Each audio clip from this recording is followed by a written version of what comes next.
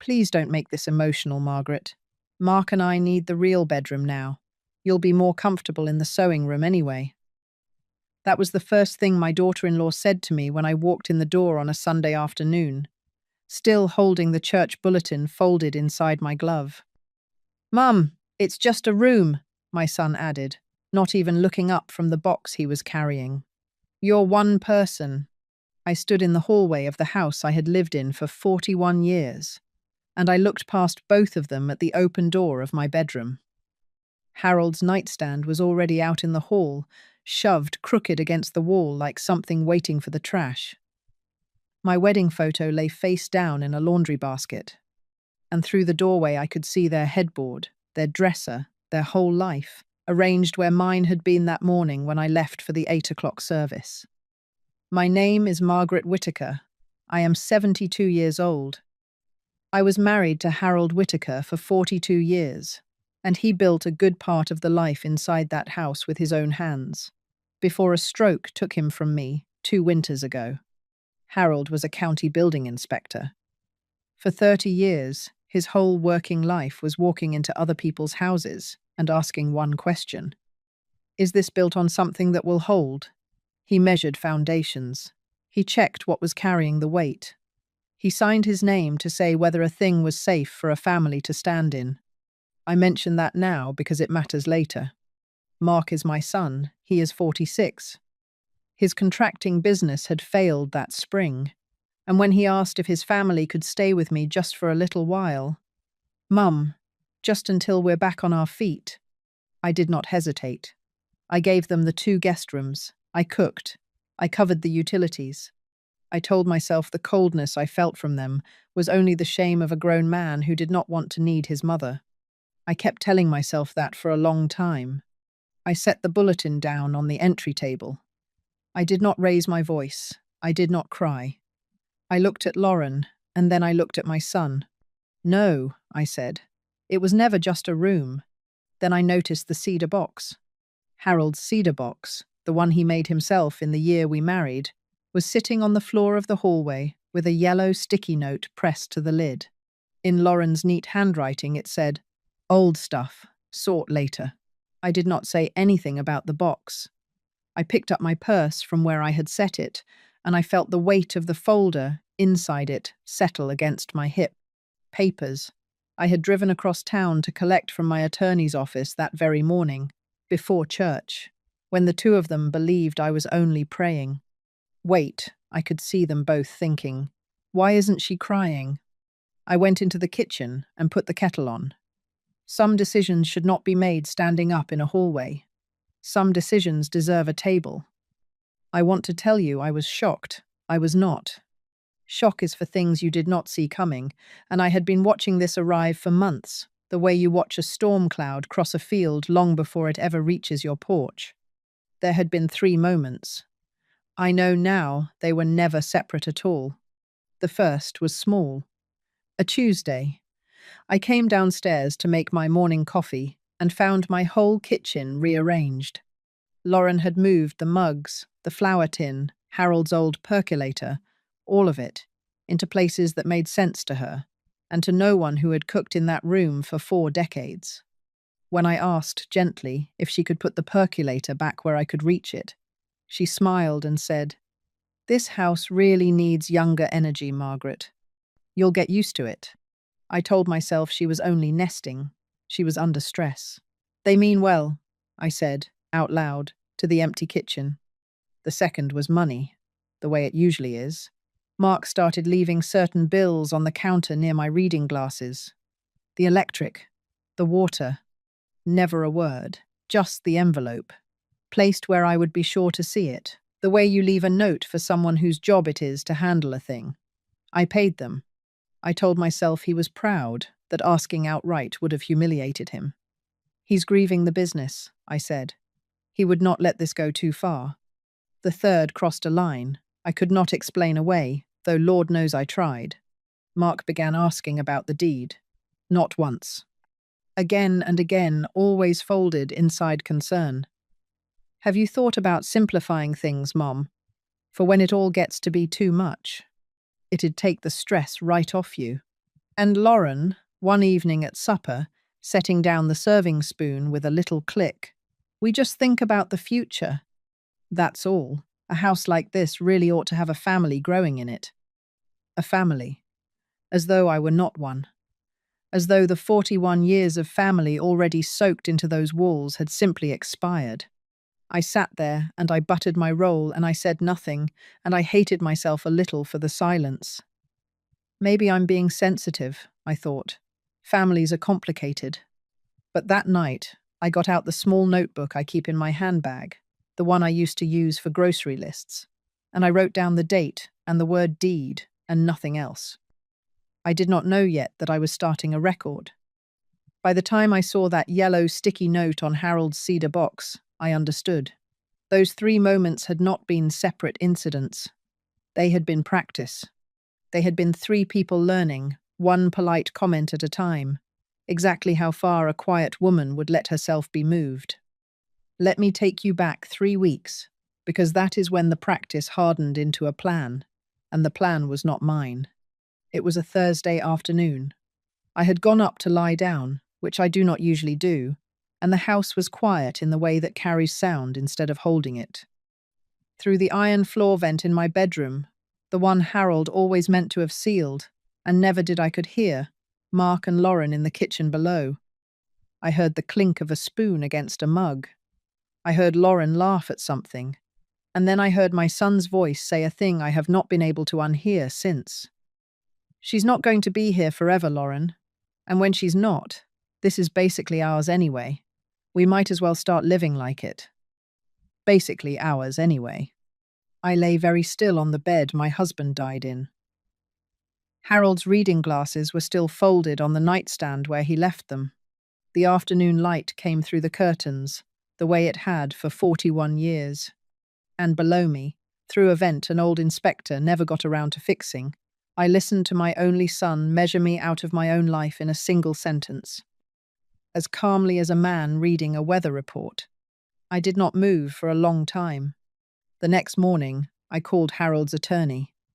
Not a stranger, not a name from a billboard, but Raymond Alvarez, the man who had drawn up our trust years before, back when Harold was still alive and still worrying quietly at the edges of things. I told Raymond what I had heard through the floor. There was a pause on the line, the kind a careful professional takes before he says something true. Margaret, he said, before you decide anything, I'd like you to come in and let me show you exactly what you already have. I don't think you understand how much of this your husband already handled. Handled, I repeated. Harold came to see me about 18 months before he passed, Raymond said. He didn't know what would happen. He only told me he wanted to be sure you'd have choices. He asked me to keep the file ready. And, Margaret, there's a letter. He left it with the file and asked me to make sure it reached you if you ever came in worried. I was sitting at my kitchen table with the phone in one hand and my other hand flat on the wood, the way you steady yourself. On the table sat a chipped blue mug, the one Harold always used, that I had never once been able to put away. When can you see me? I asked. How is Sunday, before your service? I'll have everything laid out. I told him I would be there at 7. I did not know, that Friday, that while I sat in his conference room learning how defended I already was, Mark and Lauren would be at home loading their dresser into my bedroom, certain that a woman at church is a woman who cannot see. There may be more here than the house, Raymond added, almost as an afterthought. Something came across my desk this week I think you'll want to look at in person. He would not say what over the phone. But that was only half of what waited for me at his office. Raymond had a conference room with a long table and good north light, and he had laid the documents out in a careful row, the way a man sets a table for someone he respects. He did not rush. He did not treat me like a confused old woman who needed things made simple. He treated me like the owner I was. Before anything else, he said, let's start with the house. People assume a great deal about houses. Let's look at what's actually recorded. He slid the first paper toward me. The trust certification. The house is titled in your revocable living trust. You and Harold set it up together. You are the trustee. You are the sole decision-maker while you're living. Your son is not on the deed, Margaret. He is not a co-owner. There is no lien in his name, no recorded claim, nothing. Legally, he has exactly as much authority over this house as a man walking past it on the sidewalk. I read it myself. I always read everything myself. I put my finger under each line the way Harold used to when he was checking a permit. My name, sole trustee, no co-owner. He talks about it like it's already his, I said quietly. Talking is free, Raymond said. The record is not so generous. Then he laid down the second paper, and this is where my hand went still. It was the temporary family occupancy agreement, the one I had almost forgotten. When Mark's family moved in, Raymond had gently suggested we put the arrangement in writing, just so everyone's clear. Margaret, that's all, and Mark had signed it without reading a word, the way a proud man signs a thing he is embarrassed to be signing at all. This is the one that matters most today, Raymond said. Mark signed it. It states plainly that you remain the sole decision-maker for the home, that no private space may be reassigned or repurposed without your written permission, and that any serious violation of these terms ends their permission to occupy the home.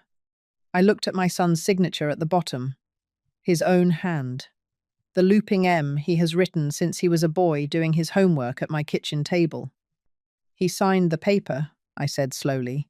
That says he can't do the thing he keeps trying to do. He signed it, Raymond agreed. He simply never read it. I wrote a line in my notebook that night that arrived in that room. A record does not argue, it waits. Now, Raymond said, here is what came across my desk this week. He set down a single sheet, and this one had nothing to do with anything I had signed. It was an inquiry, a written request for an informal property valuation on my address, submitted to a local realtor. My son's name was on it, my son's phone number. A house that was not his, quietly being weighed and measured by a stranger for a sale that was not mine. I read it twice. I felt the floor of my chest go very level, the way a room goes level when the arguing finally stops inside it. He hasn't listed anything, Raymond said carefully. He couldn't. He has no authority to. But he wanted to know what it was worth. The realtor's office recognized the address as one I'd handled and had the decency to flag it. So it was not only a bedroom. It had never been only a bedroom. While I was cooking their suppers and paying their electric and telling myself he would not let this go too far, my son had been finding out what my life would sell for. I set the paper down gently on top of the others. All right, I said, show me the rest. There was more, and each page lifted a weight I had not known I was carrying. You had asked me about your successor trustee, Raymond said. As it stands, Mark is named to take over the trust after you. Given everything you've told me, do you want to keep it that way? No, I said. It did not feel like revenge when I said it. It felt like accuracy. He had prepared an amendment. It removed Mark as successor trustee and named a neutral trust officer at the bank. Instead, a professional with no stake in my kitchen and no opinion about my bedroom. I read every word. Then I asked the question I always came back to. If someone tried to pressure me, I said, tried to push me into signing away the house while I was tired, or grieving, or afraid, what protects me? This does, Raymond said, touching the trust. And this, the amendment. And frankly, Margaret, your own clarity does. No one can sell what they do not own. No one inherits early from a woman who is still standing. I signed the amendment in my own hand. Then a revocation of an old financial power of attorney I had signed years back, naming Mark, in a softer season, when I believed handing him that authority was only good planning. I revoked it. Cleanly, notarized right there by Raymond's assistant, a young woman who did not pity me, who only pressed her seal into the page and said, "There you are, Mrs. Whitaker." There I was, And, last, Raymond set down a document he had already drafted days before at my request, in case I ever decided I needed it. A formal written notice, proper and lawful, ending Mark and Lauren's permission to occupy the home, to take effect on legal notice. If they ever crossed the line, the agreement drew. I did not sign that one in his office. I folded it into the folder, unsigned. I'll know, I told him. If the day comes, I need it. I did not know that day was 4 hours away. There's one more thing, Raymond said, and he handed me a sealed envelope, soft at the corners from being kept, with Harold's handwriting across the front. I put the whole folder in my purse. I thanked him. I drove to church and I prayed, and I did not open the envelope yet. Some letters you do not read in a parked car.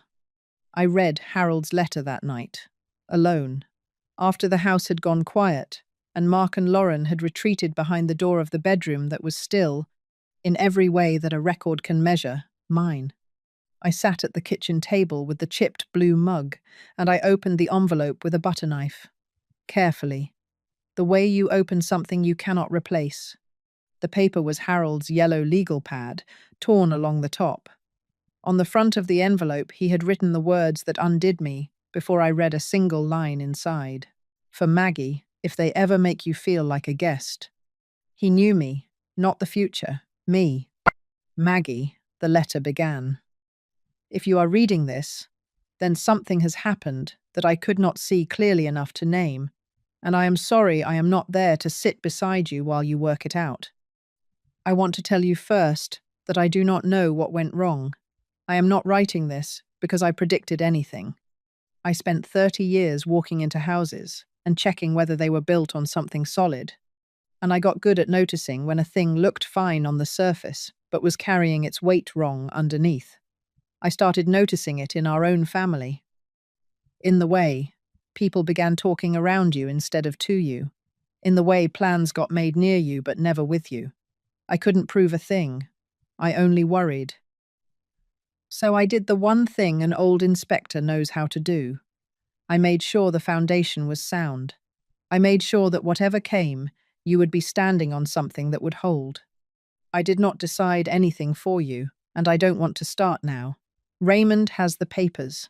All they do is give you choices. You are the one who makes them. You always were the stronger of the two of us, Maggie, even when you let me believe otherwise so I could feel useful. Please don't confuse peace with surrender. They are not the same, though they can wear the same quiet face. Ask every question. Read every page. Sign only what gives you rest. You are not a guest in your own life. You never were. I love you. Check the weight-bearing wall before you trust the room. Harold. I cried then. I want to be honest about that, but I want to be just as honest that I did not cry the way a rescued woman cries. I cried. The way you cry when someone who loved you reaches across 2 years and the far side of death, only to set his hand on your shoulder and say, I see you, and you are not alone, and you already know what to do. He was not a prophet. He was a careful man who had loved me enough to leave the foundation sound. I dried my face with the dish towel by the sink. I put the letter back in its envelope, the envelope back in the folder back in my purse. Then I looked at Harold's cedar box, which I had carried in from the hallway and set back on the table where it belonged. The sticky note peeled off and thrown away. Old stuff, she had written. I lifted the lid. His watch inside, still keeping the wrong time. His funeral program. A stack of letters we had written each other across 42 years. And a small worn key, the one that had opened this house since long before either of these people were born. I closed the box gently, and I decided that in the morning I would set the table. They came down to breakfast the way people come down to a meal they believe they have already won. Lauren was brisk. Mark would not quite meet my eyes. Emily, my granddaughter, 15 and quiet, slid into her chair and watched all three of us, the way sensitive children watch a room they can feel but cannot yet name. I had made eggs. I had also, before anyone woke, laid the closed folder on the kitchen table beside my chipped blue mug. "Margaret," Lauren began, in the reasonable voice she saved for cruelty, "I hope you slept all right. I really do think once you settle into the sewing room you'll find it cozier, less to clean. It just makes sense for us to have the master, with our schedules and all." "We're not trying to upset you, Mom," Mark said. "We're being practical. You've got to admit the house is a lot for one person. We're only thinking about the future." "We honestly thought you'd be relieved," Lauren added, "that we're handling things for you." I let them finish. "I have learned that people will tell you their entire position if you simply decline to interrupt it." Then I set down my coffee, and I opened the folder. I did not raise my voice. I placed the papers on the table one at a time, turned so they could read them, exactly the way Raymond had placed them in front of me. "This is the trust certification," I said. "The house is in my trust. I am the sole owner. Mark, you are not on the deed. You never have been." Mark's jaw tightened. "Mom, come on. Nobody ever said—" "This," I said, laying down the second page, "is the occupancy agreement. You signed it, Mark, the week you moved in.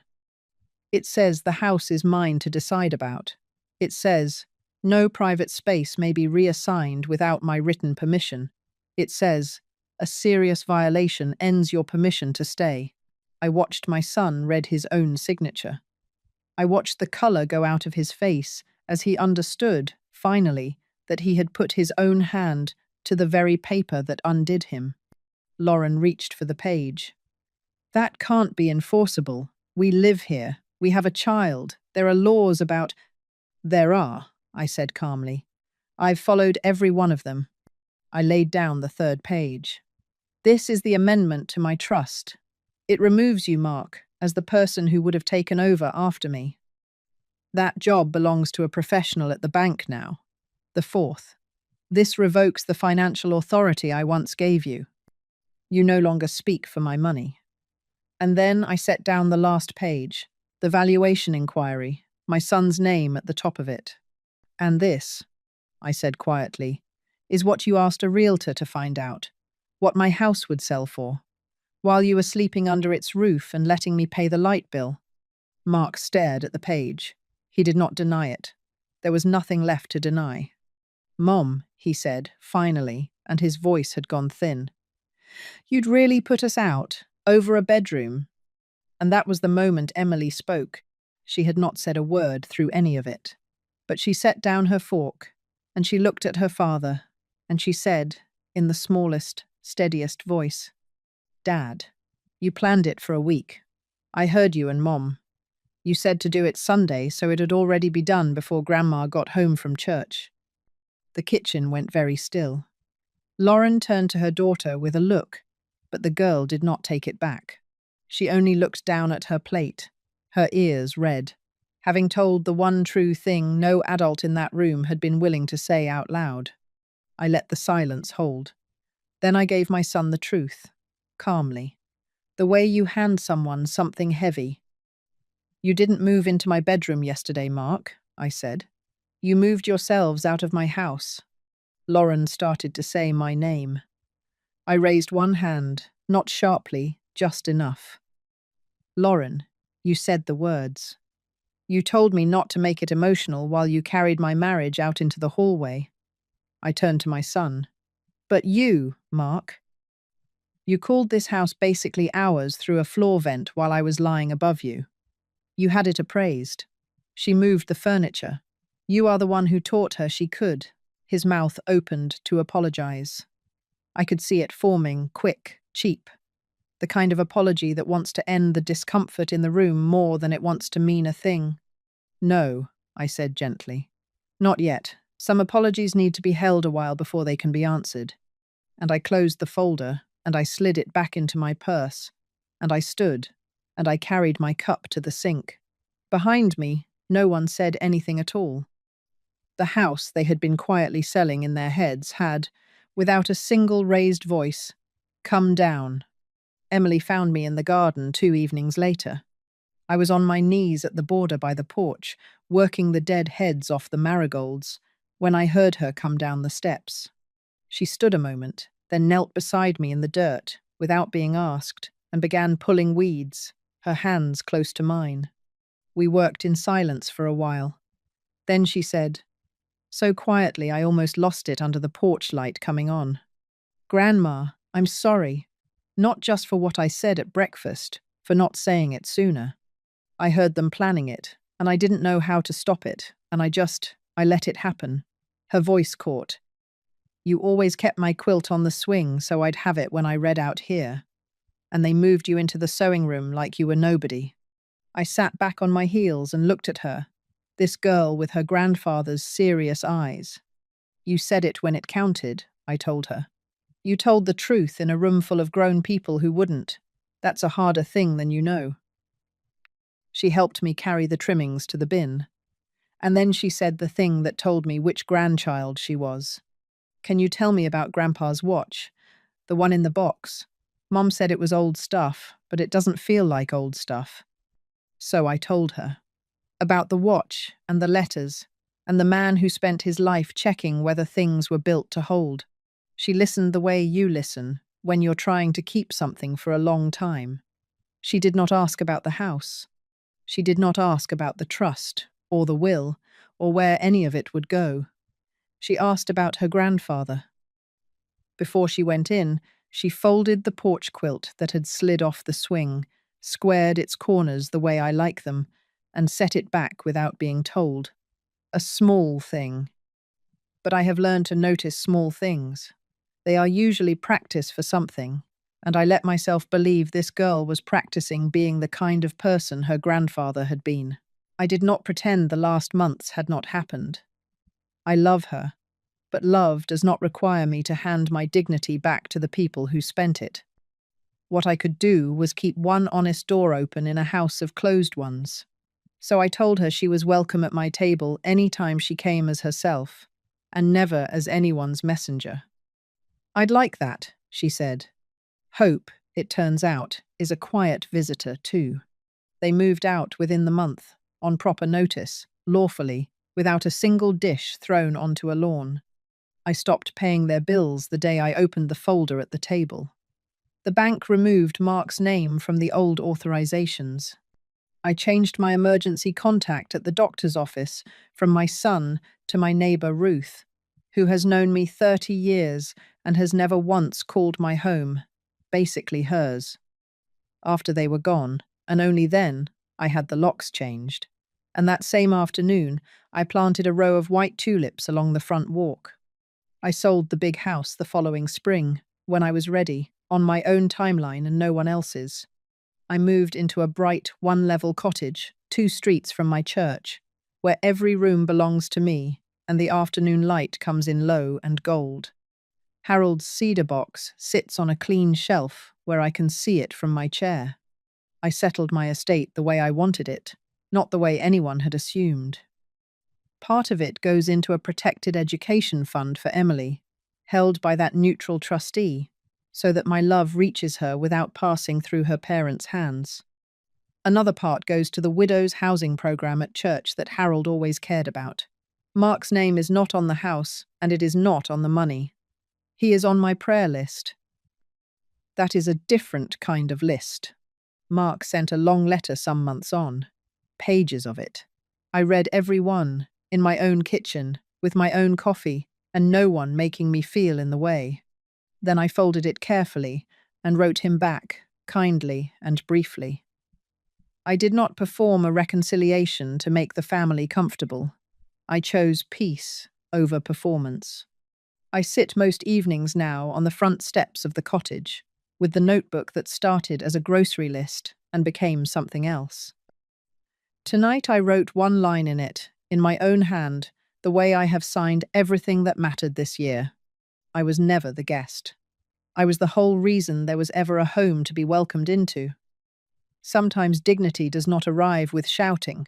Across the walk, the white tulips have come up again, and the porch light is warm, and Harold's box sits on its shelf, keeping the wrong time perfectly. and the chair beside me is empty, but my life, at last, is not.